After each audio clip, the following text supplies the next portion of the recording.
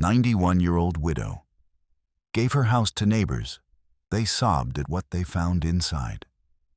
Martha sat in her favorite rocking chair by the window, the afternoon sun painting golden stripes across the worn wooden floor. At 91 years old, her body was frail, her hands dotted with age spots, her back slightly bent. But her mind was as sharp as ever. She had lived in this ivy-covered house for 50 years, ever since her husband Henry had passed away. The walls held a lifetime of memories, both sweet and painful. Outside, the sound of cheerful voices caught her attention. Liam and Sarah, her young neighbors from down the lane, were walking up the path, carrying a basket of fresh bread and vegetables.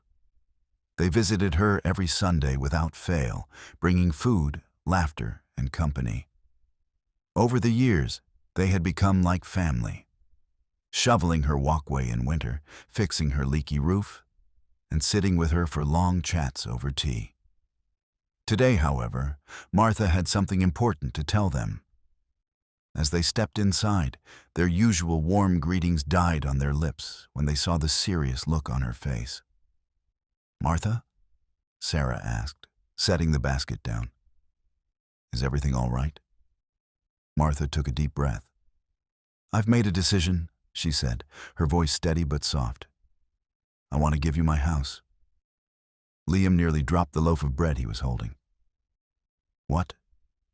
"No conditions, no strings," Martha continued, her pale blue eyes glistening. "Just my way of saying thank you. For everything." Sarah's hands flew to her mouth. "Martha, we could never—" "I've already spoken to my lawyer," Martha interrupted gently. "The papers are ready. This old place needs love, and you too. Well, you've shown me more kindness than I ever expected in my last years." Liam shook his head in disbelief. "This is too much. Are you sure?" Martha smiled. "I've never been more sure of anything." Sarah wiped at her eyes, overwhelmed. "We don't know what to say." "Say you'll take care of it," Martha replied. "And say you'll come inside with me one last time before we sign anything." The couple exchanged glances, but nodded. As they stepped toward the front door, Martha paused, her fingers trembling against the weathered wood. A strange shadow crossed her face. Liam noticed. "Martha, what's wrong?" She hesitated, then whispered, so quietly they almost missed it. "Some things aren't meant to stay hidden forever." And with that, she pushed the door open, leading them into a home filled with far more than just furniture, but secrets waiting to be uncovered.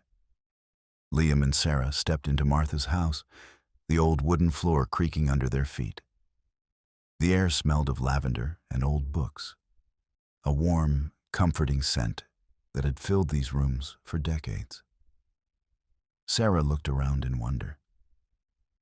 "It's like time stopped in here," she whispered. Everything was perfectly kept. The lace doilies on the side tables, the framed photos on the walls, even the teacups sitting on the kitchen counter as if waiting for someone to pour. It didn't feel like a house. It felt like stepping into Martha's memories. Liam ran his fingers over the back of an old armchair. "It's strange," he said. "She lived here for 50 years. But it doesn't look like she ever threw anything away." Sarah nodded. "It's like a museum of her life." They moved through the small living room, admiring the little details, the embroidered pillows, the collection of porcelain birds on the mantel, the stacks of yellowed letters tied with ribbon. But when they entered the kitchen, something caught Sarah's eye.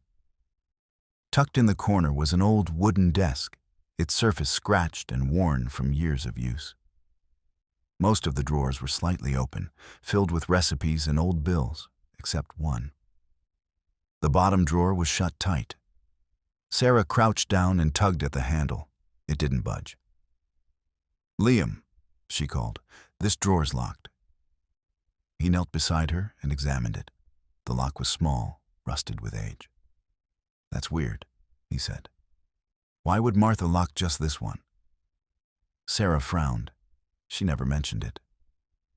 They searched the desk for a key, checking under papers, inside teacups, even behind picture frames, but found nothing. Then, as Liam stood up, his foot brushed against a loose floorboard near the fireplace. It shifted slightly. "Wait," he said, bending down. He pried the board up with his fingers, revealing a small, dusty space beneath. And there, tucked inside, was a tiny brass key. Sarah's breath caught.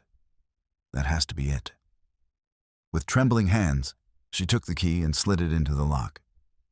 It turned with a soft click. The drawer creaked open. Inside, resting on top of a stack of old papers, was a single black and white photograph.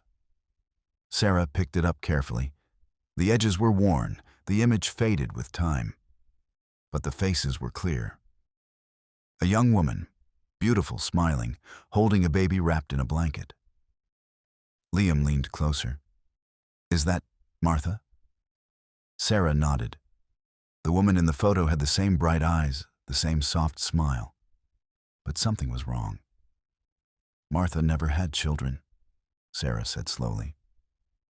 They stared at the photo, the silence in the room suddenly heavy. Who was this baby? And why had Martha hidden this picture away for so many years? Sarah carefully turned the old photograph over, hoping to find some clue written on the back. But there was nothing, just blank, faded paper. Liam reached into the drawer and pulled out the stack of yellowed papers beneath it. Most were old receipts or newspaper clippings. But one stood out, a sealed envelope, brittle with age. Sarah's fingers trembled as she took it. The front read in elegant, looping handwriting, "My dearest Eleanor." "Eleanor?" Liam frowned. "Who's that?" Sarah carefully broke the brittle seal and unfolded the delicate paper inside. The ink had faded in spots, but the words were still clear. "My darling Eleanor," the letter began. "If you are reading this, then I have left this world without ever holding you in my arms." Sarah's breath caught as she read aloud. The letter told a story Martha had never shared, a heartbreaking secret kept for nearly 70 years. Martha had a younger sister, Clara. When Clara became pregnant at 19, their strict father was furious. Then came the terrible night. Clara went into labor too early. The doctor arrived too late. Clara died bringing her baby girl into the world. "Your mother held you just once," Martha had written, "and with her last breath, she named you Eleanor." Liam's face paled. "So the baby in the photo was Eleanor," Sarah finished, her throat tight. "Martha's niece." The letter went on to explain that Martha's husband, Henry, worried about scandal, arranged for the baby to be given away. He made Martha promise never to speak of it. "I wanted to keep you," Martha had written, "but Henry said it would ruin us. Every year on your birthday, I light a candle and wonder where you are." Sarah wiped at her eyes. All these years, she's been carrying this guilt alone. Liam took the letter, scanning the rest. "There's more. She says here that she tried to find Eleanor years later, but the adoption records were sealed." A floorboard creaked. Both froze. "Did you hear that?" Sarah whispered. Liam set the letter down slowly. Sarah's pulse raced. She clutched the letter to her chest. A shadow moved from the darkness above. And for a moment, their hearts stopped. The shadowy figure emerged into the dim hallway light. It was Martha, her wrinkled face streaked with fresh tears. "You found it," she whispered, her voice trembling. "After all these years, you found Eleanor's room." "Eleanor's room," Sarah repeated, her heart pounding.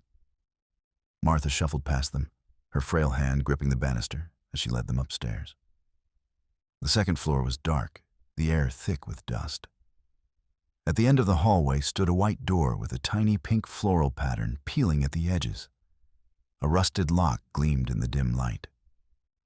With shaking hands, Martha pulled a small key from her sweater pocket. The lock clicked open with a sound like cracking bones. The smell of old fabric and lavender soap rushed out as the door swung inward. Sarah gasped. Time had stopped in this room. A delicate crib with yellowed bedding stood against one wall. A handmade rag doll propped against the pillows. Tiny leather shoes sat neatly by a miniature rocking chair. The wallpaper, faded balloons and rocking horses, peeled at the corners. A mobile of wooden birds hung motionless above the crib, coated in dust. "It's a nursery," Liam breathed. Martha ran her fingers along the crib's edge. "I kept it ready," she said softly. Just in case she ever came home." Tears dripped onto the dusty mattress. Sarah stepped further inside, her shoe knocking against something under the crib. She bent down and pulled out a small wooden box. Inside lay a single baby rattle and a folded birth certificate. Eleanor Rose Thompson, born May 3rd, 1952. "But Martha," Sarah said gently, "you said Eleanor was given up for adoption. Why keep all this if she came back?" The words hung in the air like smoke. Martha collapsed into the rocking chair, its old springs groaning. 30 years ago," she whispered, "a woman came to my door, said she was adopted and looking for her birth family. When I saw her eyes, I knew. She had Clara's eyes." Liam knelt beside Martha. "You're saying Eleanor found you?" Martha nodded, fresh sobs shaking her thin shoulders. "She showed me this photo, the same one you found. Asked if I knew the woman holding the baby. And I lied." Her gnarled hands covered her face. "I said I didn't recognize them. I was so afraid. After all those years, how could I explain?" Sarah's hands flew to her mouth. "Oh, Martha, you turned her away?" The old woman's cry was the most terrible sound Liam had ever heard, a wail of 70 years of regret. She left thinking no one wanted her, and now it's too late. Sarah's mind raced. Wait, if Eleanor came looking 30 years ago? Her eyes widened. That means she could still be alive today. Martha's breath hitched. She reached into the crib and lifted the rag doll, revealing a hidden compartment in the mattress beneath. Inside lay a folded newspaper clipping. With trembling hands, Martha passed it to Sarah. The headline read, "Local nurse killed in highway accident." The photo showed a smiling middle-aged woman with Martha's kind eyes. The date was 5 years ago. The name, Eleanor Grace Wilson. Sarah's knees nearly gave out. She died? Martha clutched the doll to her chest. I read about it in the paper. She lived just 20 miles away all those years. Worked at the children's hospital. A broken sob escaped her. She spent her life caring for other people's babies. Liam put an arm around Martha's shaking shoulders as Sarah stared at the article, her mind reeling with a new realization. If Eleanor had children, Sarah said slowly, that would mean. Martha lifted her tear-streaked face, a desperate hope flickering in her eyes for the first time. You might still have family, Sarah finished. Outside the nursery window, the wind howled through the trees like a long-lost child calling home. The next morning, sunlight streamed through Martha's kitchen window as Liam spread documents across the worn wooden table. Sarah sat beside him, her fingers tracing the edges of the newspaper clipping about Eleanor's death. There has to be more, Liam muttered, clicking through online records on his laptop. If we can find the original adoption papers.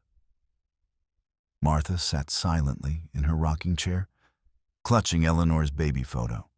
Her eyes were red-rimmed and distant, as if she were watching memories play out on the far wall. "Got it?" Liam suddenly exclaimed. He turned the screen to show them a scanned document from 1952. Certificate of adoption, Eleanor Rose Thompson, adopted by James and Margaret Wilson of Cedar Hill. Sarah's breath caught. Cedar Hill? That's only 30 minutes from here. Liam kept searching, pulling up census records, school enrollments, anything to trace Eleanor's life.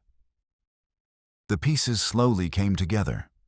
A childhood in Cedar Hill, nursing school scholarships, a marriage certificate showing she'd taken her husband's last name, Harris, then divorce records 10 years later. Then Sarah found another newspaper article, this one with a photo of a middle-aged woman serving soup at a homeless shelter. The caption read, "Local nurse Grace Harris volunteers at St. Mark's annual Christmas dinner." Martha let out a choked gasp. Sarah looked closer at the photo, taken just 7 years ago.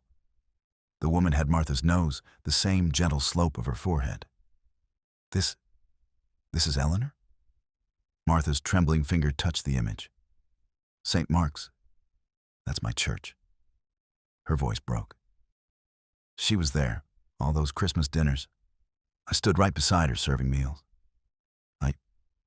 I thought she looked familiar, but... Liam's face paled. "You mean you two were in the same room and I didn't know," Martha cried. "She went by Grace now, not Eleanor, and I never imagined." She covered her face with her hands.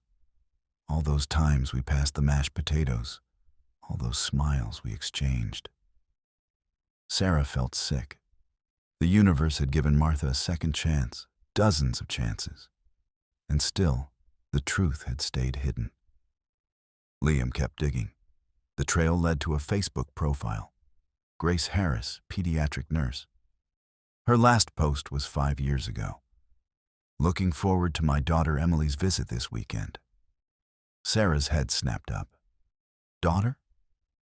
They found the obituary next. Grace Eleanor Harris died age 63, survived by her only child, Emily Harris Thompson, who'd taken back her mother's original surname. Martha made a sound like a wounded animal. "A granddaughter," she whispered. "Clara's granddaughter. My great-niece." The room spun around Sarah. All those years Martha spent alone in this house, and her flesh and blood had been just a short drive away. Then came the worst part. Liam pulled up a news article about the accident. A drunk driver had hit Grace's car head-on. She died instantly. The date was December 23rd. The Christmas dinner photo. Sarah realized with dawning horror. It was taken just weeks before she died. Martha's rocking chair creaked as she doubled over, her sobs shaking her entire fragile body. I saw her face, that last Christmas. And something in me knew. But I was too scared to ask, too scared to hope. She clutched at her chest like her heart might burst. And now she's gone thinking no one ever wanted her. Sarah couldn't hold back anymore. "How could you?" She exploded, tears streaming down her face. "All those years, all those chances. And you let her die without ever knowing her own family wanted her?" Liam tried to intervene, but Sarah was shaking with rage. "That woman spent her whole life wondering where she came from, and you—" "I know!" Martha screamed, the raw sound tearing from her throat. For a terrible moment, the room held its breath. Then Martha crumpled, whispering, "I know what I've done. I have to live with that every minute until I die." Silence fell like snow. It was Liam who finally spoke, his voice gentle but firm. "Grace is gone, but Emily isn't." He turned the laptop to show a recent photo, a woman in her 30s with Martha's cheekbones and Clara's bright eyes. She's still out there. and she might not know she has family either. Martha lifted her tear-streaked face, a desperate hope cutting through the grief. You think we could find her? Sarah wiped her eyes, the anger still simmering but pushed aside by something more urgent. She reached for Martha's wrinkled hand. We're going to try. Outside, a spring breeze rustled the ivy covering the house. The same ivy that had hidden these walls and their secrets for 50 years. But secrets, like flowers, sometimes need sunlight to grow. The days following their discovery passed in a blur of phone calls and research. Liam spent hours at the local records office, while Sarah reached out to nursing associations Grace had worked with. Martha grew weaker by the day, as if the weight of her revealed secret had accelerated time itself. On the third morning, Liam burst through the house door, his face flushed with excitement. I found her, he gasped, clutching a printout. Emily Harris Thompson. She's a music teacher in Portland. Sarah rushed to his side as he showed them Emily's social media profile. There she was, a vibrant woman with warm brown eyes and a smile that held both Martha's kindness and Clara's spark. Recent photos showed her playing guitar at a coffee house, hiking with friends, standing beside an older woman who could only be Grace. Martha reached out with trembling fingers to touch the screen. She has Clara's nose, she whispered. Tears welled in her faded blue eyes, and her mother's smile. As afternoon faded into evening, Martha grew increasingly tired, but refused to rest. Propped up in bed with pillows, she dictated a letter to Sarah, who carefully wrote down every word. Dear Emily, if you're reading this, it means kind people have found you when I could not. My name is Martha, and I was your great-aunt. Your grandmother Clara was my baby sister. The letter went on to tell the entire story. The secret birth, the forced adoption, the lifetime of regret. Martha paused often, her breathing labored, but insisted on continuing. I met your mother many times without knowing who she was, Sarah wrote as Martha spoke. She was beautiful and kind, just like you must be. This house should have been her home, and now I want it to be yours. When they finished, Martha signed her name with shaking handwriting, then pressed it to her chest. Promise me, she whispered urgently, grabbing Sarah's wrist with surprising strength. Promise you'll find her. Give her what I couldn't give her mother. Sarah swallowed hard, tears dripping onto their clasped hands. We promise. That night, as a gentle rain pattered against the house roof, Martha asked to be alone. She wanted to sleep holding the baby photo of Clara and Eleanor one last time. Sarah tucked the blankets around her frail shoulders and kissed her forehead, not knowing it would be their final goodbye. When Sarah returned the next morning with fresh tea, she found Martha still and peaceful, the photograph clasped gently to her heart, a faint smile on her lips as if she'd finally been reunited with her lost sister in her dreams. The funeral was held 5 days later at St. Mark's Church, the same place where Martha and Grace had unknowingly stood side by side all those Christmases. The small chapel was filled with neighbors and friends, all touched by Martha's quiet kindness over the years. As the service ended and people began leaving, Liam noticed a stranger lingering near the back. A woman in her 30s with familiar brown eyes, clutching an old photograph. His heart skipped a beat. Sarah followed his gaze and froze. There was no mistaking the resemblance. The curve of the cheeks, the arch of the brows. It was like seeing Martha as a young woman again. The woman approached hesitantly, her eyes red-rimmed. In her hands was the exact same baby photo Martha had kept hidden for decades. I'm Emily, she said softly.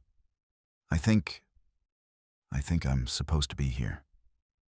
Sarah's hands flew to her mouth as Liam rushed forward. "How did you—" Emily wiped her eyes. "After Mom died, I found a box of her things. This photo was inside with a note saying, 'Find the woman in this picture.' I've been searching for years." She looked around the church, then at Martha's photo displayed near the altar. "Then, last week, a nurse at Mom's old hospital heard someone asking about Grace Harris and her daughter. And here I am." Sarah embraced her tightly, both women shaking with sobs. When they pulled apart, Emily reached into her bag and pulled out Martha's letter, the one they'd mailed just days before. "I got this yesterday," Emily said. "I drove all night to get here." She looked at Martha's peaceful face in the memorial photo. "I just wish—" Liam put a hand on her shoulder. "She knew we'd find you. Her last words were about making sure you got her home." As they stepped out of the church into the spring sunshine, Emily paused to look at the ivy-covered house visible down the lane, her house now. Somewhere inside those walls were decades of love and loss, secrets and second chances. Sarah slipped her arm through Emily's. "Come on," she said gently. "There's so much you need to see." Together, they walked toward the house where Emily's story had begun 70 years before, and where a new chapter was waiting to unfold. If you enjoyed this story, don't forget to give it a thumbs up and hit that subscribe button. And let us know in the comments where in the world you are watching from. We love hearing from all of you. Thanks for watching.